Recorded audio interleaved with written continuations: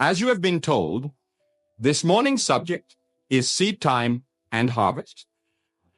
Although it bears the same title as my latest book, it is not to be found in that book, for that book is an attempt to interpret some of the more difficult passages of the Bible.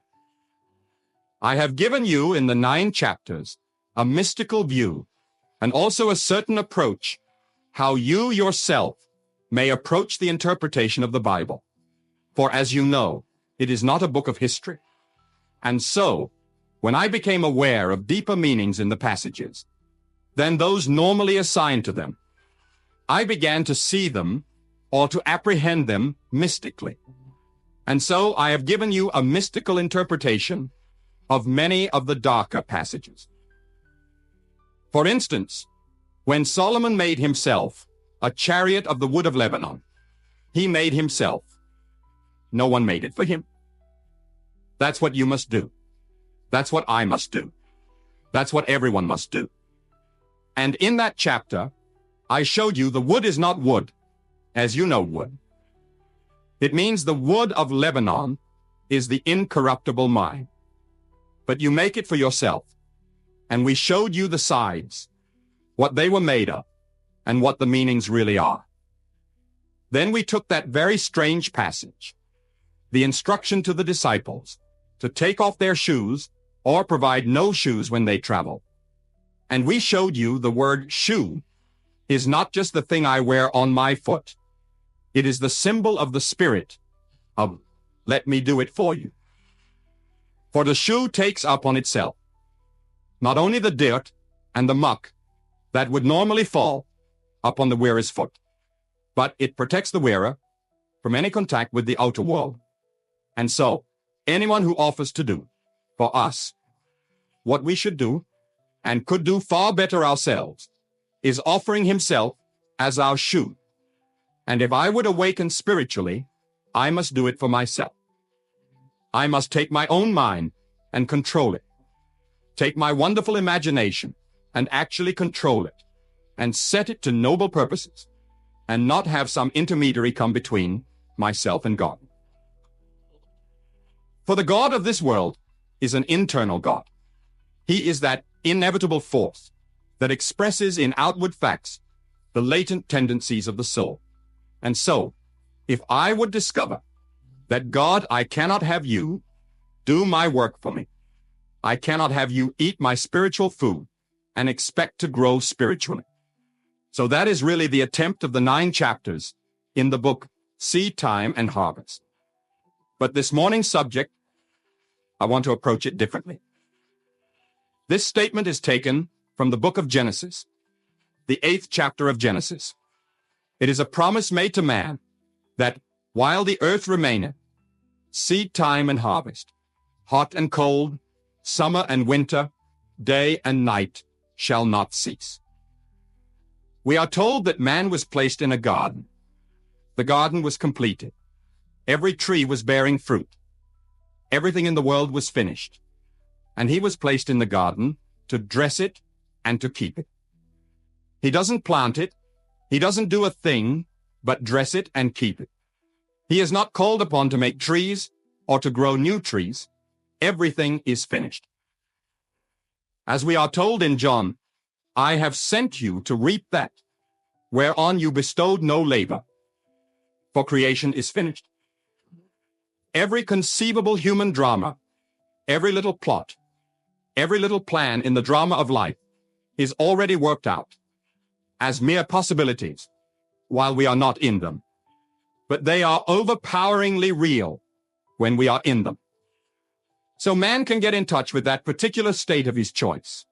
For my imagination can put me in touch inwardly with the state desired, so I am in it. If I am in it, I will realize it in my work. The states in which we find ourselves are the seed time. The harvest is simply the encountering of events and circumstances of life. But man's memory is so short, he forgets the seed time. But all ends run true to origins.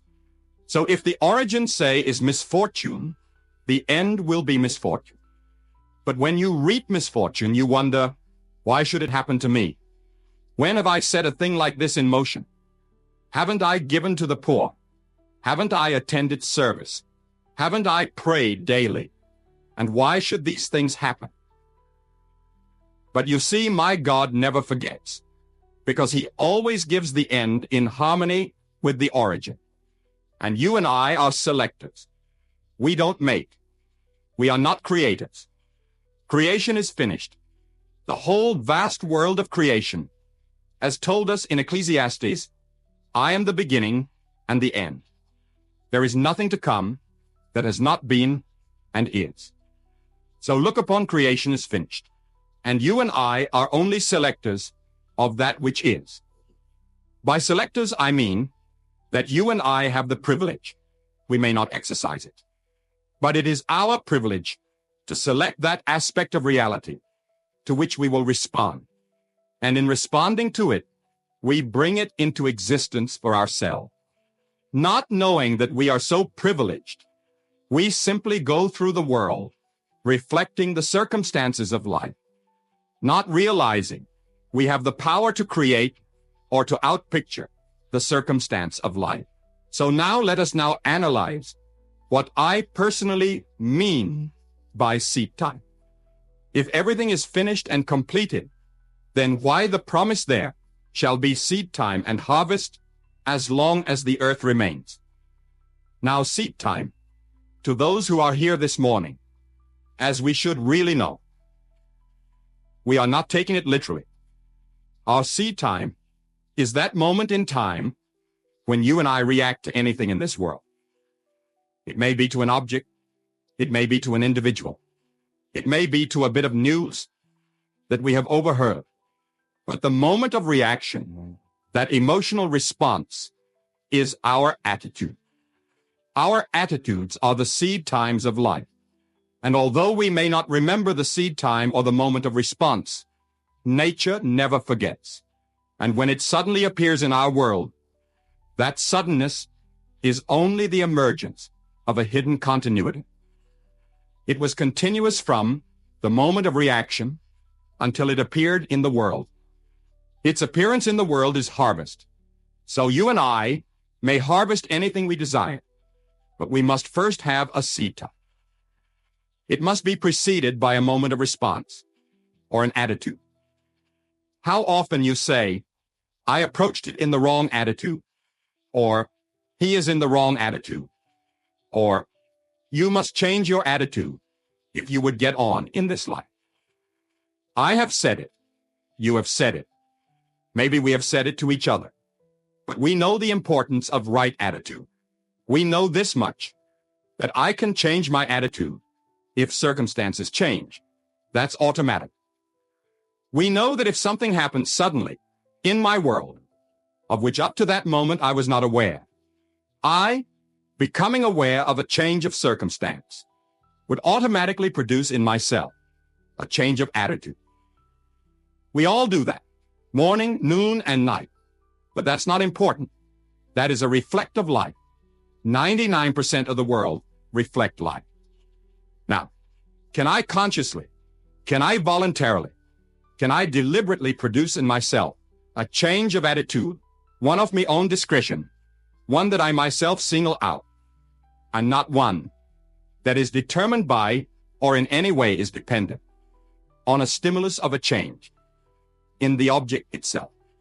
Must you change before I will change my attitude towards you? We know that if you do change, I will change my attitude towards you. But must I go through life simply reflecting these changes in the objects? And can I not deliberately determine the change prior to the change in the object? For if I can, I am moving towards complete control of my fate and becoming the master of my fate. If I can assume an active, positive attitude and not depend upon changes in the object for changes in myself. If I can do it, I really am, if not a complete master, I am becoming more in control of the circumstances of life. But 99% of the world waits for things to happen on the outside, and then they reflect. That's no accomplishment at all. If we would awaken and become real selectors of the beauty of this garden that God gave us, so that we can single out that particular aspect to which we will respond. Then we will do it by deliberately changing our attitude towards life itself. There is a little fable given us to show us how it is done. If you will study the fable carefully, you will see the importance of imagination. The fable is the fable of the fox and the grapes. You all know it. When he failed to obtain the grapes, then he persuaded himself that the grapes were sour, and by imagining the grapes to be sour, he evoked in himself a change of attitude. He no longer felt about the grapes as he formerly felt. Now that's a little fable on a negative tone or a tragic tone. You and I take the same story, but now we put it on a positive tone. We contemplate our ambitious dream, our noble concept of life. It may seem we haven't the talents to realize it. Instead of saying what the fox did, that the thing is beyond us, and therefore it is sour anyway, we can take the same technique and wonder what it would be like had we realized it. What would the feeling be like were we, and we name it? If I can contemplate what the feeling would be like were I the man that I want to be, were you the person that you want to be, and rejoice in that state as though it were true, I am producing in myself that emotional response necessary for seed time. I may not see an immediate harvest. Maybe the thing that I am now giving expression to in the form of seed time is an oak. It is not a little mushroom that would grow overnight. Maybe my dream would take a little longer interval of time between the actual planting and the reaping. But if I know that all these things are consistent, see yonder fields. The sesamum was sesamum. The corn was corn. The silence and the darkness knew. So is a man's fate born. So, if that moment of response is the actual planting of the seed, and if it was corn, it must be corn when it appears in harvest time, then I can select the nature of the things I want to encounter in my world. I can take not just Neville as a man. I can take the request first of my circle, my intimate circle, as a family man. My wife's desires for her child, for her husband, for herself. The child's desire for itself. And move beyond my little circle as a family man into the circle of friendships, move beyond that into my acquaintances, move beyond that into total strangers, impersonal states. But if I know the law holds good, no matter when I operate it, if I do it unconsciously or consciously, you get results regardless, and the results are in harmony with the planting, with the actual seed team. Now what is now? Our seed team today. There are maybe 2,000 odd here. We have 2,000 odd different requests, multiplied by a large number because we have requests for others. But you can take today, as you sit here, and you can actually contemplate what it would be like. Suppose it were true. Suppose I could turn now to a friend and rejoice with him because of his good fortune, and actually carry on a mental conversation with him from the premise that he or she has already realized the dream. Now, as I do it in my imagination, I am setting up within myself a certain change attitude in regard to that individual. I am producing within myself a certain positive, deliberate, emotional response. And that very moment that I do it is seed time. I will encounter that individual tomorrow, or next week, or next month, and he will bear witness of that thing I plant now. He may be totally unaware that I planted it in this garden. I am not seeking his praise. I am not seeking credit. I am seeking results. If I see the man become the embodiment of the success I know that he desires, and I desire for him, That's praise enough, that's payment enough. What more payment would anyone desire other than the results? For everything is a gift. Why should I be given more? My Father gave me the garden. The whole thing is in complete and full bloom, and gave me choice. The greatest gift of all, complete freedom. Of choice of the nature of the fruit I will reap in my world.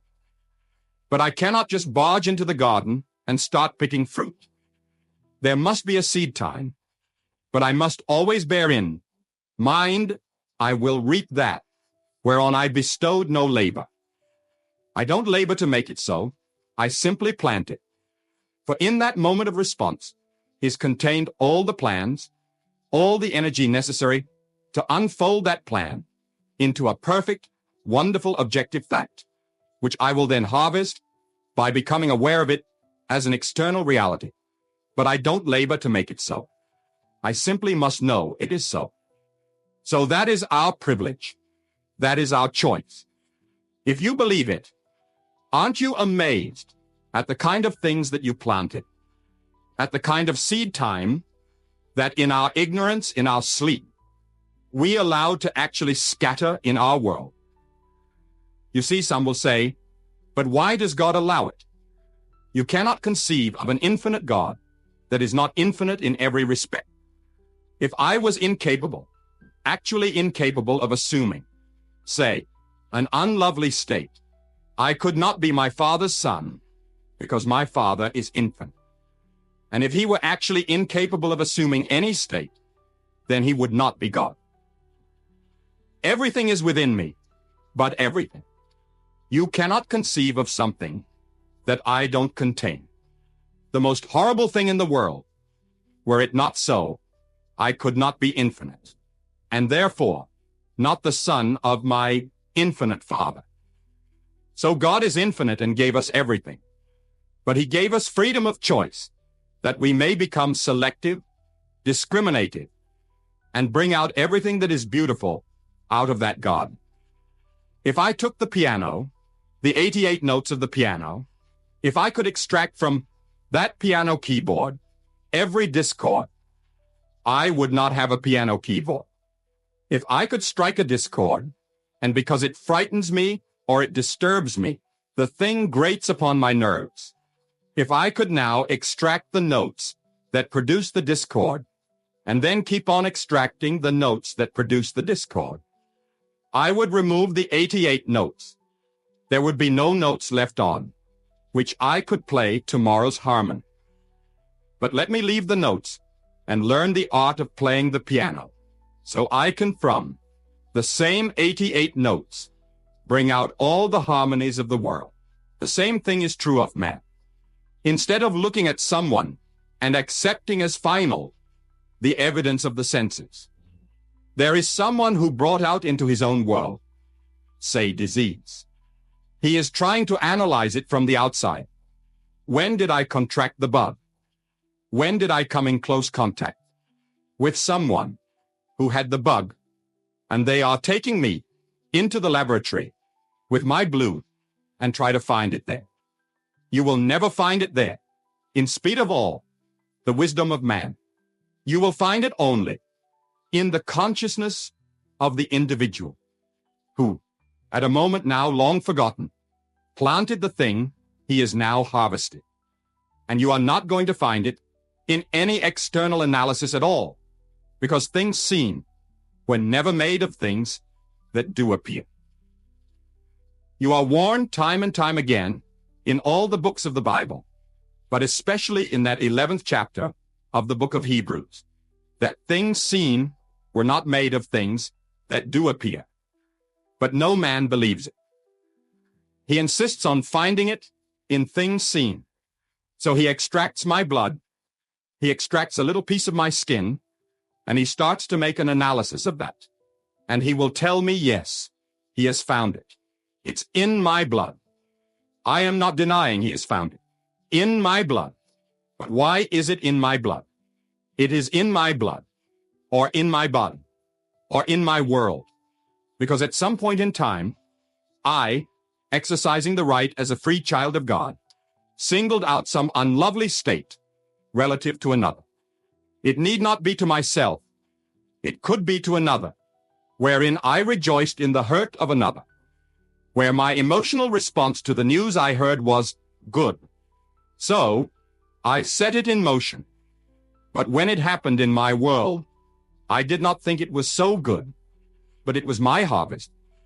And all these things are the harvest of things you and I have planted. For all things run true to form. Don't be surprised at the suddenness in our world. Someone is ill. It is only sudden because we have forgotten. And man's memory is very, very short. You know that lovely little poem of George Meredith. Forgetful is green earth. The gods alone remember everlastingly. They strike remorselessly and ever like for like. By their great memories the gods are known. If man could only remember these moments of seed time, he would never be surprised when the harvest appears in his world.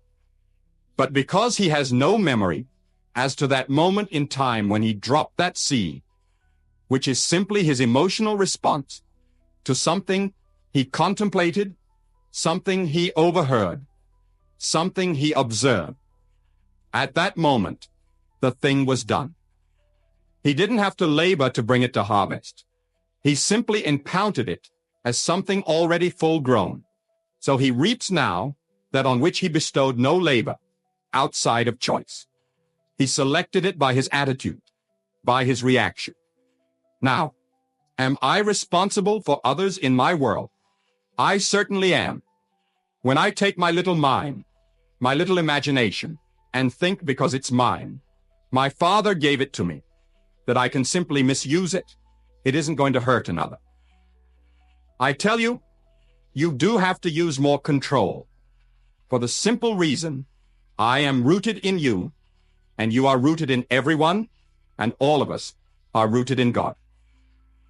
There is no separate individual detached being in my Father's kingdom. We are one. I am completely responsible for the use or misuse of my imagination. Do you recall seeing on TV a dramatized version of the sinking of the Titanic? Do you recall it? Have you read the book, A Night to Remember? Well, the book itself is by Walter Lord. But 14 years before the actual harvest, or that frightful event of the sinking of the Titanic, a man in England wrote a book. He conceived this fabulous Atlantic liner, and there he built her, just like the Titanic. Only the Titanic was not built for 14 years. But he, in his imagination, conceived the liner of 800 fault. She was triple screwed. She carried 3,000 passengers. She carried few lifeboats because she was unsinkable. She could make 24 knots. And then one night, he filled her to the brim with rich and complacent people. And on a cold winter night, he sunk her on an iceberg in the Atlantic. 14 years later, the White Star Line builds a ship. She is 800 F-50. She is a triple screw. She can make 24 knots. She can carry 3,000 passengers. She has not enough lifeboats for passengers, but she too is labeled unsinkable. She is filled to capacity with the rich, if not complacent, but the rich, because her passenger list was worth in that day, when the dollar was 100 cents, $250 million was the worth of the passenger list. Today, it would be $1 billion. All the wealth of Europe and the wealth of this country was sailing on that maiden voyage out of Southampton. 5 nights at sea in this wonderful, glorious ship, and she went down on a cold April night on an iceberg. Now that man wrote a book, either to get something off his chest, because he disliked the rich and the complacent, or he thought it might sell, or he thought this is the means of bringing him $1 as a writer. But whatever was the motive behind his book, which, by the way, he called futility, to show the utter futility of accumulated wealth. But the identical ship was built 14 years later, and carried the same kind of a passenger list, and went down in the same manner as the fictional ship. Is there any fiction? There is no fiction. Tomorrow's world is today's fiction. Today's world was yesteryear's fiction, the dreams of men of yesteryear. Wouldn't it be wonderful if I could talk with someone across space and just use a wire, and I couldn't see that one? It would be a mile away, beyond the range of my voice. Then maybe 5 miles, and maybe 1,000 miles. Fantastic dreams. Then they came true. When they came true, suppose I could do it without the means of a wire, and it came true. Suppose now I could do it not just in an audio sense, but in a video sense. Suppose I could be seen, and that came true. But when they were conceived, they were all fictional, all unreal. There is nothing unreal because God is infinite and God has finished creation. You cannot conceive of something that your Father has not only done and conceived of it, it is worked out in detail, in all its ramifications. You and I are only becoming aware of increasing portions of that which already is. We are not making a thing. We are discovering God's wonderful world. But now in this church, at least here it should be done. For this is a church of the mind. This is science of mind, where there is a science to planting, and you do it in a certain scientific manner. You just don't walk the street and reflect, read the papers and reflect. You go out a more positive person than people who gather in similar areas, for the simple reason they go just to hear a service and to be told how bad the world is. You're not coming here to be told how bad the world is. For if you believe it is bad, there is something you must do about it, because you have planted the world. You have your seed time. So here people gather to be told how to operate this wonderful gift that the Father gave them. There is this wonderful mind and imagination. So you are told to go out and be choosy in your selection. Single out that aspect of reality to which you want to respond. Success, health, dignity, nobility, something wonderful that you contribute to the good of the world. As you walk by, you are contributing to society. You contribute to the community in which you live. Not necessarily by giving dollars, but you contribute by your wonderful seed time. If, in your community, you see the need of maybe a church, you see the need of some wonderful school, you don't wait until people get together. You actually, in your mind's eye, contemplate the joy that is yours because of the wonderful school here for the children, a wonderful church here to lift man spiritually. And you wonder what it would be like were it true. You feel the thrill of witnessing it within. That is seed time. Then, in a way that you do not know, and you need not labor to produce, you will encounter that school and that church and these lovely things in your community. So, you plant the seed and let others who think that they are bringing it into being, let them think so. You go about this world planting the good. That is why you are here. We are gathered here on Sunday mornings to discover more and more about this wonderful gift that God gave us, that we may single out all the lovely things in the world and bring them to birth in our world. This morning, you take not only yourself, start with self, then turn to a friend in your mind's eye and congratulate him on his good fortune. Congratulate him on his expansion in his world, and actually feel the thrill of such contact. At that moment of response, that was a changed attitude in regard to that friend. At that moment, you plant it.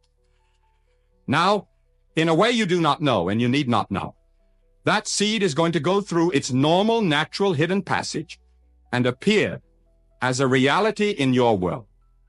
then you will know the power latent within you, and you will stop reflecting life, and you become one, what I call a true creator, in the sense that I mean creator, that you are creating by selecting wise, lovely things in this world and giving them expression in this world of ours.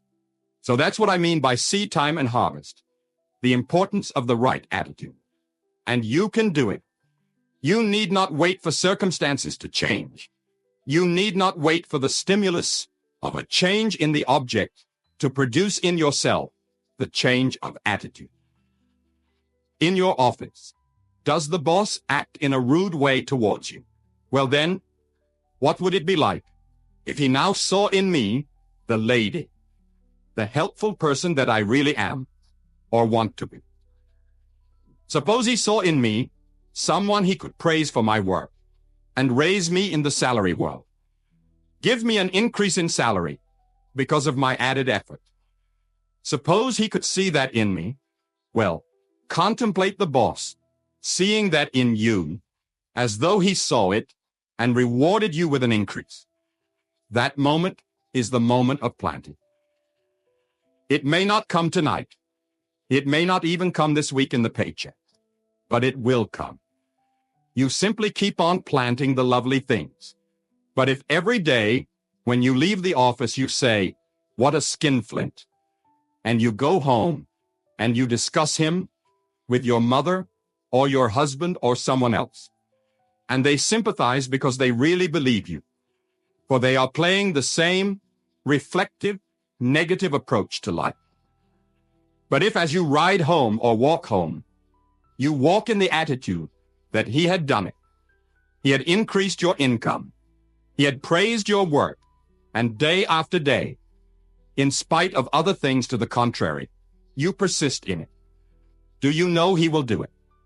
You will produce in him the change of heart because you first produced it in yourself. And he will see in you qualities that he cannot now see.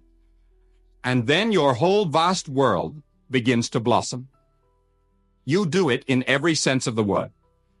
You know someone who is lonely, one who really should be happily married in this world. What would it be like if you were told, not by the individual necessarily, but by a third party, of the good news concerning John, concerning Mary, or someone else? Someone desirous of a lovely home and a gracious home. What would it be like? Don't be envious. Try to rejoice. Feel the joy that is theirs, and that moment is seating for them. They will harvest it, and that is our opportunity to go through the world planting and planting wisely.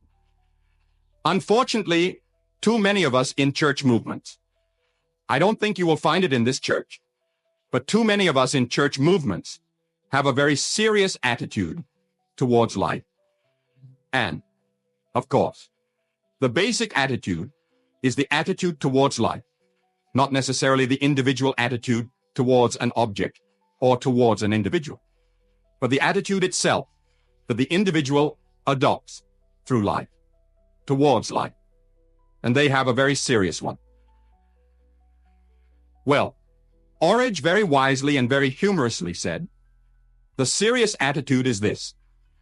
They really believe that God has an enormous struggle against helpless odds. And he said that produces in the individual the emotion of helping poor Father. They go to help poor Father, who has created the world and gave it to his children.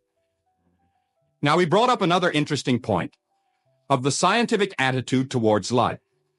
Having discovered the little molecule, or the little atom, and the wonderful construction, that is, theoretically, having discovered this wonderful orderly construction of the bricks that make up the world, their attitude is one of orderly insignificance, because they believe the world is gradually burning itself out. So no matter how orderly it is, if they really believe the sun will eventually go out and the earth will consume all its resources, what other attitude could they adopt than all dressed up with nowhere to go. Because if eventually it is all going to be in nothing anyway, no matter how orderly it is today, it could only be orderly insignificance. But I tell you, as one who has seen beyond the veil, there is no such thing as coming to an end. Life is forever and forever and forever. And forever you are moving up this everlasting pilgrimage, revealing the infinite glories of your Father. So go out wisely today. Go out determined to become more selective, more discreet in your choice of ideas. You will entertain and single out the idea that would bless an individual and produce in yourself the emotional response that you have witnessed that state in his world. And know at that moment of response, you planted for that individual, and he is rooted in you. There is no such thing as he will not be found in your world, for he is rooted in you. Everyone is rooted in you. Therefore, you will not lose them. It is planted relative to that being, and that being is going to harvest it. And you will know the harvest when it appears in his world. You simply plant and let the harvest take care of itself. Now my time is up. Now my time is up. Now my time is up. Now my time